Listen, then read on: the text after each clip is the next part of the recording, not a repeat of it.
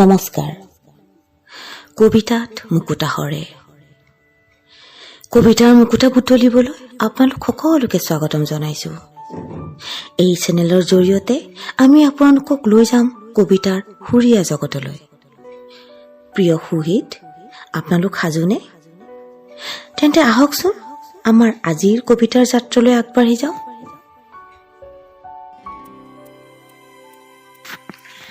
কবিতাত মুকুতা হৰেৰ আজিৰ নিবেদন। অভিশপ্ত কৰোণা। কবি হবিবৰ ৰহমান।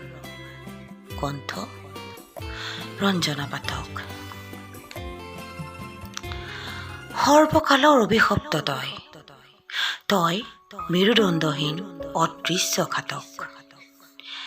তই নিৰাশ্ৰয়া, তই অঘৰী, তই পৰশ্ৰী কাতৰ।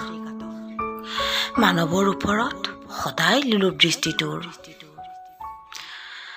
ভক্ষণ কৰিলি সকলো তই, গৃহবন্দী কৰি বিশ্ব মানৱক আঁতৰাই দিলি তই আপোনক আপোনত্বৰ পৰা। তয়ে বাধ্য কৰিলি মূল দৰ্জাত মাৰিবলৈ তলা। বসন্তৰ কুলিয়ে ঠিকেই দিলে বসন্তৰ বতৰা। গছেও নকৈ বৰণ সলালে, কপৌ ফুলিলে থোকে থোকে আমজোপাত। পিন্ধাবলৈ নাচনীৰ খোপাত মৰমৰ বিহুটিত।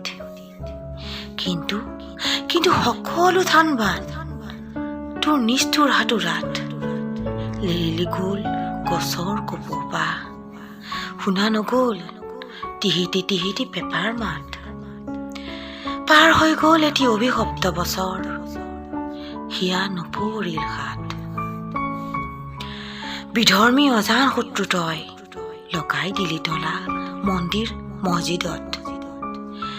নামঘৰ শূন্য আজি, নাই আই মাতৃৰ সুৰীয়া নাম। মছজিদতো নাই নামাজি, নাই জামাতৰ কৰুণ মোনাজাত।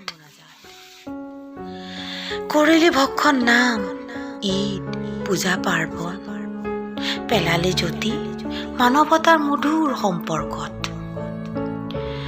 মানৱৰ হৃদয় দৰ্জাত লগাবলৈ মজবুতকৈ তলা তয়ে যে শিকালি অপদাৰ্থ কৰোণা। জন্মিলে মৃত্যু অনিবাৰ্য, এয়া সস্তীয়া বাক্য নহয়। মৃত্যু এদিন তোৰো হ'ব, হে নিৰ্দয়া কৰোণা। হ'ব বিশ্ব মানৱৰ জয়, মৃত্যু এদিন তোৰো হ'ব, নিৰ্দয়া কৰোণা। হ'ব বিশ্ব মানৱৰ জয়, হ'বই বিশ্ব মানৱৰ জয়, হ'ব বিশ্ব মানৱৰ জয়।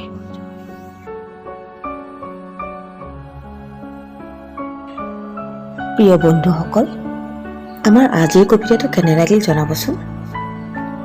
আমাক নিচেই কাষৰ পৰা সদায় পাই থাকিবলৈ লাইক আৰু ছাবস্ক্ৰাইব কৰিবলৈ নাপাহৰিব।